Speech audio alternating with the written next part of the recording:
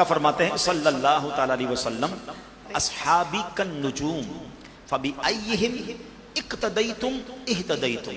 آقا فرماتے ہیں میرے صحابہ ستاروں کی مانند ہیں، جو بھی ان میں سے کسی کی بھی پیروی کرو گے، کسی کو بھی فالو کرو گے، تم ہدایت پا جاؤ گے، تم کامیاب ہو جاؤ گے. اور اہل بیت کے بارے میں کیا فرمایا؟ فرمایا حدیث پاک کا مضمون ہے کہ میری آل میری امت کے لیے کشتی نوح کی مانند ہے، جو اس میں سوار ہو جائے گا اس کا بیڑا پار ہو جائے گا. اب بڑی خوبصورت بات سمجھنی ہے. آج کل تو گناہوں کا بھی سیلاب ہے، مصیبتوں کا بھی سیلاب ہے، لا دینیت کا سیلاب ہے، انسان کے اعمال اور عقائد برباد کرنے والے ڈاکوؤں کا بھی گویا سیلاب آیا ہے. اب اتنا بڑا سیلاب کشتی کنارے کیسے لگے؟ ایمان بچا کر، عقیدہ بچا کر، اپنے اعمال بچا کر، اللہ کو راضی کر کے کیسے جنت میں جاؤں؟ تو مجھے ایک بات بتائیے کہ اگر طوفان سے گزرنا ہو، سمندر پار کرنا ہو تو کیا چاہیے؟ اچھی کشتی چاہیے.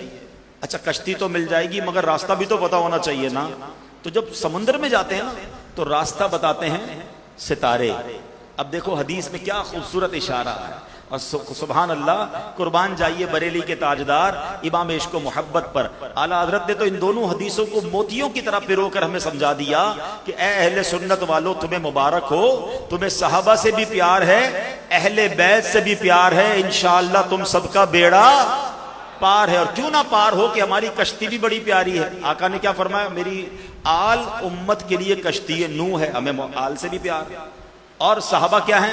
ستارے ہیں. تو کشتی بھی ہو ستارے بھی ہو تو پھر تو کنارے لگ جائیں گے نا. حضرت کہتے ہیں اہل سنت کا ہے بیڑا پار، اصحاب حضور نجم ہیں اور ناؤ ہے عطرت رسول اللہ کی. نجم ہیں اور ناؤ ہے عطرت رسول اللہ